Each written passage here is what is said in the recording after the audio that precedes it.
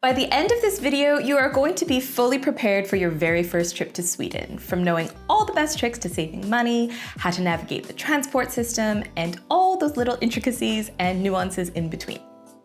In case you're new here, hi, I'm Christina from happytowander.com, and this channel is all about practical travel tips from someone who's been there, done that, so be sure to subscribe if that sounds like your kind of thing. Now, this past summer, I actually visited Sweden for the second time, and I really loved it, but found the planning process to be quite difficult, especially because this time around, I wasn't just sticking to Stockholm. So to get you fully prepared, let's start with some travel planning tips for Sweden.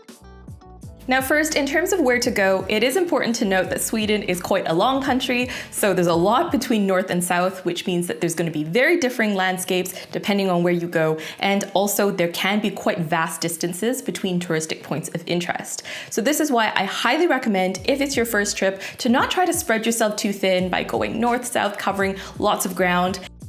Instead, I do think it's better to just pick one region, explore it really thoroughly, and get to know it well. That said, knowing where to go can take quite a bit of research.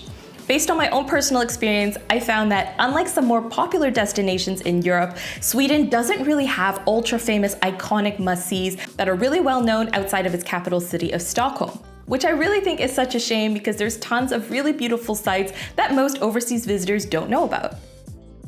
So that said, there is a lot to see in Sweden outside of Stockholm. You just need to rely on local sources to find out where they are.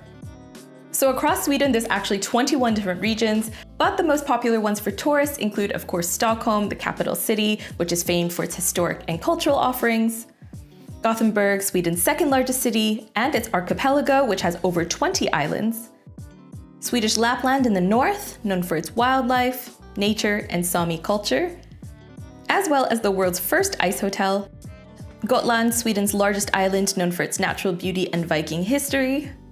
And because I'm a nerd, I figure it's important to let you know that while there is much more to Sweden than just IKEA, there is an IKEA museum and IKEA hotel in Sweden built on the site of the world's first ever IKEA. You can find both of these in Älmhult, they're just right across from each other. And having been there this summer and being a lifelong fan of IKEA, I can confirm it is a lot of fun. And beyond these most popular spots, there are still loads and loads of beautiful areas to visit, especially if you're into nature. So definitely look into Sweden if you're looking for a place to visit that is going to have a fraction of the crowds of other European destinations, but no shortage of beauty. In any case, for inspiration on where to go, I highly recommend looking at Swedish bloggers or bloggers who are based in Sweden, just because most of the time they're going to have the best information on more offbeat places that aren't typically known to overseas bloggers like me. So some bloggers I found very helpful include Katie's Away, who is based in Gothenburg. She's got lots of great stuff about Western Sweden, which is where I went on my recent trip, as well as Madeline Ray Away, who is based in Malmö. And actually, the official Visit Sweden tourism website is very, very good. They've got lots of resources broken down by region, and by visiting that site, you really get a great overview of all the cool places that are available across the country, so definitely check them out as well. Now, while planning your trip, another thing I would emphasize is, while Swedish cities are lovely, I do think that Swedish nature is where it's at. While it's not known for ultra-dramatic and epic nature like its neighbor Norway, Sweden has a lot of really beautiful coastline, lots of great islands, and lush forests pretty much all across the country. So I definitely recommend adding at least a bit of nature time in your itinerary, even if you're just visiting a city like Stockholm or Gothenburg. Now, I honestly had a really difficult time narrowing down where to go, just because, again, there aren't really those super iconic must-sees or hotspots that everybody talks about. So one app I recommend using is AllTrails, and through that you can find local hiking trails in your immediate vicinity. Now, as for when to visit Sweden, this is definitely going to depend on where you're going and also what your priorities are for your trip. My personal recommendation would be to visit Sweden in mid-June so that you're able to take part in midsummer, which is honestly one of the most wholesome and most adorable things I've ever witnessed in my life. So if you haven't heard of midsummer before, it is nothing like that Florence Pugh movie. It is actually a super cute national holiday that takes place every year on a Saturday between June 20th and June 26th, although the main celebration happens on Midsummer Eve, which is the day before on the Friday. This is probably the biggest holiday of the year in Sweden, and while it's most often celebrated with loved ones, friends, and family, kind of like Christmas, actually there are a lot of public midsummer gatherings that you can attend as a tourist, which is what I did this past year, and it is so adorable. People make flower crowns, they decorate a midsummer pole with flowers, they put it all up together, and then they dance around the pole and sing songs and have picnics with strawberries and herring, and it is honestly so cute. I'm not even joking. At one of the celebrations, it was so wholesome I started crying. So yes, midsummer is a nice time to visit Sweden with great weather and really great traditions to observe, though be aware that most of the time the cities will be quite empty, whether that's a pro or a con for you, because most Swedes will be going to their summer houses or going to celebrate out in the countryside. On the upside though, this means that there's a lot of availability in hotels and the prices aren't too bad unless you're trying to also go out into the countryside, in which case things book up so quickly. Overall, if the goal of your trip is to enjoy Sweden's nature, then definitely time your visit for the summer or maybe late spring and early fall. If, however, you want to experience wintry activities like northern lights or dog sledding, for instance, of course, winter is the time to go. And with city breaks, I honestly feel like there's compelling reasons to visit any time of year. Just be mindful that in wintertime, daylight hours are very limited. So if you're someone that really needs that sunlight, winter is probably not the best time to go. But the upside is that there's way fewer crowds. And of course, they've mastered the art of coziness in the Nordic countries. So there's plenty of nice places to hide away from the cold. Now, in terms of accommodation, there really are options for every budget. The cheapest one is, of course, camping. Thanks to the Swedish right of public access, you are actually allowed to wild camp across Sweden, pending certain restrictions like you can't be on someone's private property, for instance. This offers a ton of flexibility if you're willing to camp, and if you don't want to bring all your camping equipment with you, there are actually a lot of businesses that will rent you tents, sleeping bags, and all the equipment that you need. Of course, if you'd not prefer to just sleep out in the wild, there are lots of campsites as well scattered throughout the country that offer some nice facilities and also cabins as well.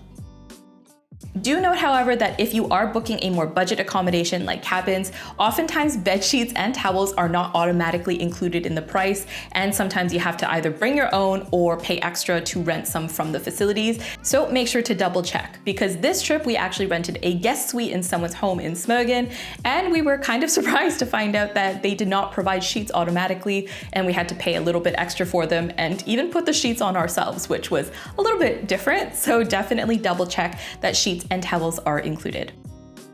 Now, in regards to hotels in Sweden, I would say definitely familiarize yourself with Nordic hotel chains, just because a lot of the hotels here belong to chains that you might not necessarily be familiar with. Now, this is handy to know because while it is nice to stay in unique and boutique properties, if you're visiting a lot of different areas in Sweden, you're going to be booking a lot of hotels. It might actually pay to stay loyal to one particular chain. That way you can rack up things like points or potentially score discounts. So this is definitely something to keep in mind, especially because these chains are everywhere. And a lot of them actually have different hotels under their umbrella that cater to different price points as well. So the largest chain in the Nordics is Scandic, but some other ones that you'll encounter as well include Best Western, First Hotels, Strawberry, which encompasses a few different chains like Choice Hotel and Clarion, as well as some independent properties.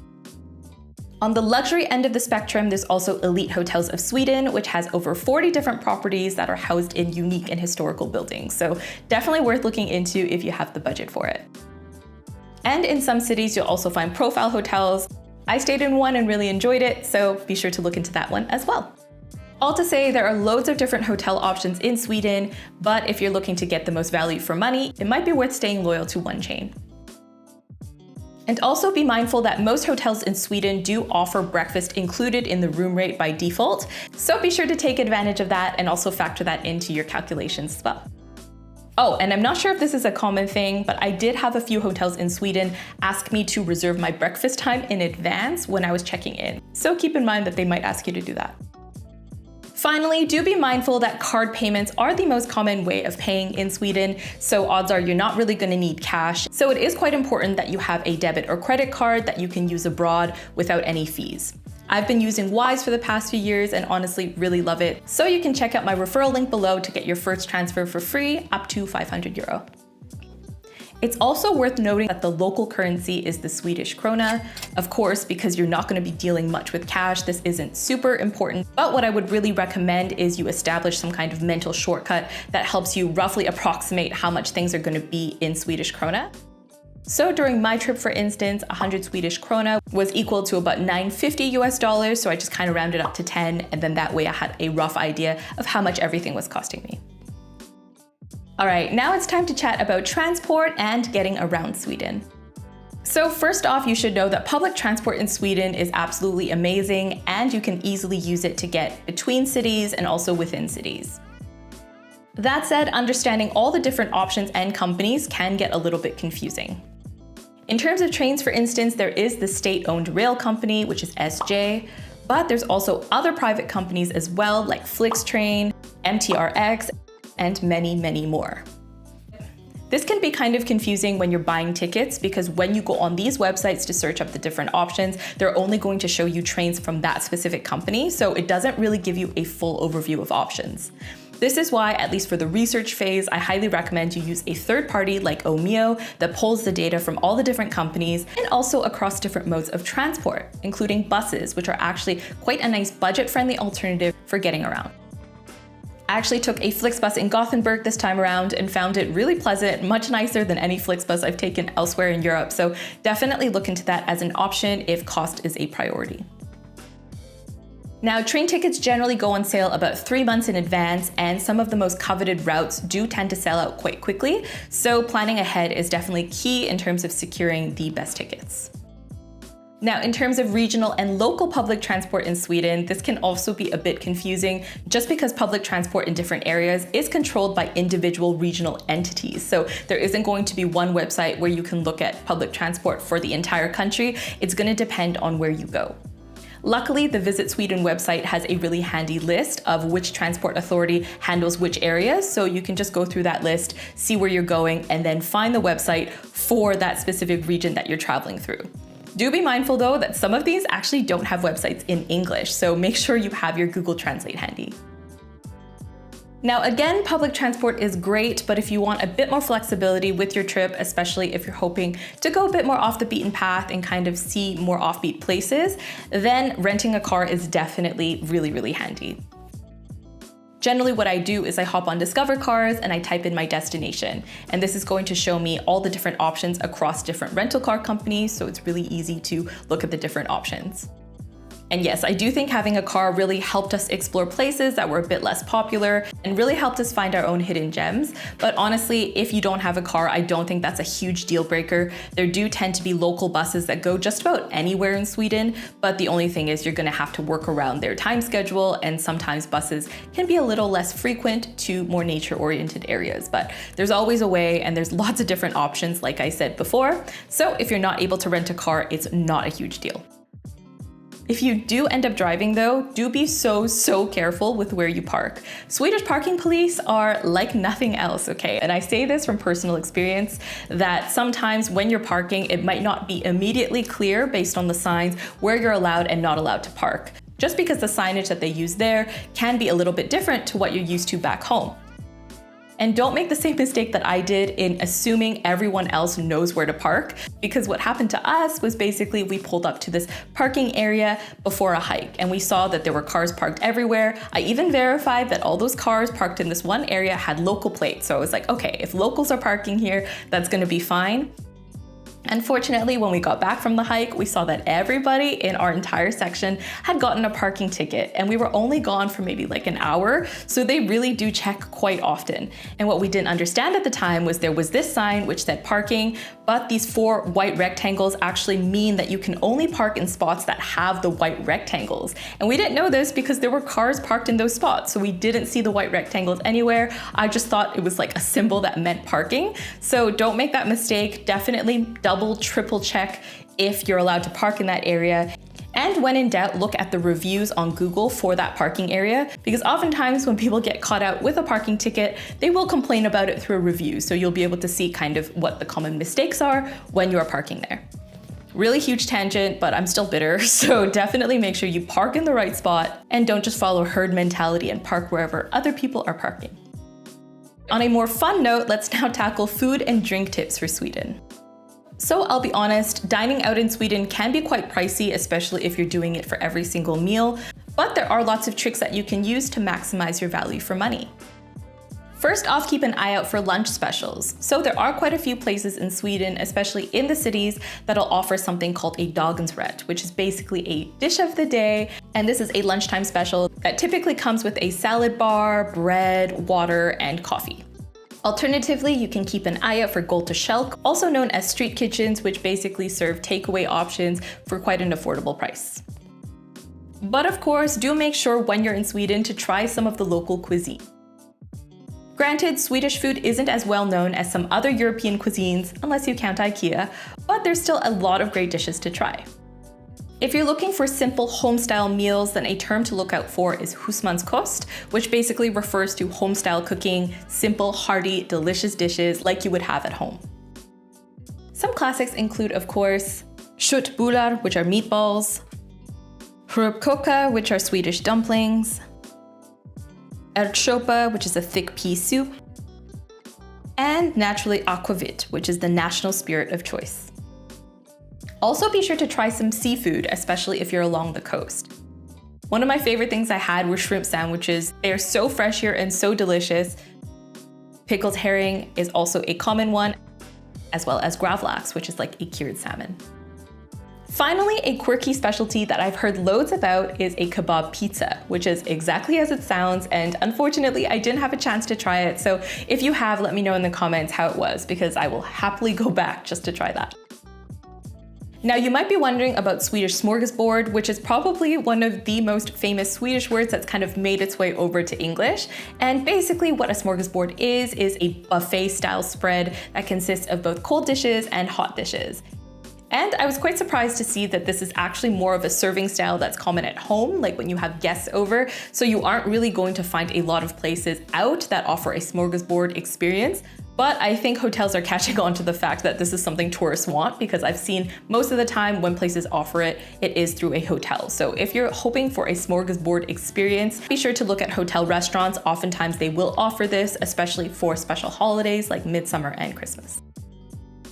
Now, Swedish candy is also very popular. If you've been on social media lately, you've seen that there's this huge Swedish candy craze, which is funny because you do find Swedish candy in pretty much any supermarket. There's also specialty sweet shops as well. And so it's very easy for you to go enjoy this, quite affordable too. So be sure to partake in Swedish candy. Although I have heard that for some reason, Saturday is kind of considered the day to eat sweets in Sweden. Not really sure if this is true. If any Swedes can confirm or explain this in the comments, I would be eternally grateful. Now, another custom that you should make sure you enjoy is fika. This delectable Swedish custom basically involves slowly enjoying a cup of coffee or hot beverage, typically with a sweet treat as well, like a pastry or a cake. I really don't think you need any more details than that, so be sure to partake in the name of cultural immersion. Lastly, on the food front, something I find super cute about Sweden is they often have designated days to celebrate and enjoy certain foods. For instance, Semla Day takes place on Fat Tuesday, Cinnamon Bun Day happens on October 4th, and Waffle Day is on March 25th. And many, many more, including a month-long celebration of crayfish in August. So if any of these align with your travel schedule, be sure to partake. And if you're planning on buying alcohol during your trip in Sweden, do be mindful of the fact that alcohol in Sweden is highly regulated. So you're not able to actually buy any alcohol that's stronger than about 3.5% from supermarkets. So when you go to the supermarket, you're gonna see beers and ciders that are comically weak, like 2.5 to 3% is generally the norm. So if you want anything stronger than that, you'll need to go to a state-owned liquor store known as a Systembolaget. So be sure to keep that in mind, although to be honest, because alcohol is so expensive, I wouldn't necessarily prioritize it when you're in Sweden. Finally, let's move on to some tips for once you arrive in Sweden, starting with tips. So one thing you should know is that tipping culture isn't really an established thing in Sweden. Tips are definitely not expected, especially in fast casual settings like at a bar or at a cafe. That said, if you want to reward someone for exceptional service in a sit-down restaurant, the most common thing to do is to just round up, but usually that's not going to be more than 5 to 10%. Generally, when you do want to tip, what they'll do is they'll give you the card machine and then you can enter the full amount that you want to pay them, including the tip. So get ready to do a bit of mental math. Another etiquette thing to keep in mind is to always obey the queue, and in circumstances that need it, be sure to grab your queue number from the number ticket machine. So this can be found in a lot of different settings like banks and bakeries. But of course, as a tourist, the most common place you'll encounter this is at a bakery. So when you walk in, have a look out for if there's a number machine and grab a number, because that's how they decide your place in the queue. Another thing to be mindful of is personal space, especially amongst strangers. So I found that generally speaking, in social settings, once you get chatting to Swedish people, they are super friendly, but in a situation when you're out in public, let's say you're waiting for a bus or just on a train or something, personal space is a big thing. So make sure to not just go sit and stand really close to someone, and also make sure you aren't speaking too loud in public as well. Finally, in terms of what to wear, I can confirm all the rumors are true, especially in the cities. Swedish people are unnaturally stylish, okay? They are just effortlessly stylish, and not only do they look incredible, they do it by wearing the most minimalist and basic things. I don't really know how they pull it off. But yeah, just know that casual in Sweden is probably going to be a little bit dressier than what you might be used to in terms of casual in North America, for instance. So definitely keep that in mind, though really dressing for comfort is of course key. And just a final note, if you're visiting in winter, you'll find a lot of Swedes will actually have reflective elements that they wear out just for safety reasons, like these reflective belt things called reflexile. But as a tourist, unless you're planning on going running or biking in the dark, then I wouldn't necessarily prioritize this. Just know that that is an option if you are going to be doing those kinds of activities. All right, let me know in the comments if you have any more Swedish tips to add, and be sure to like and subscribe for more. I'll see you next week. Bye.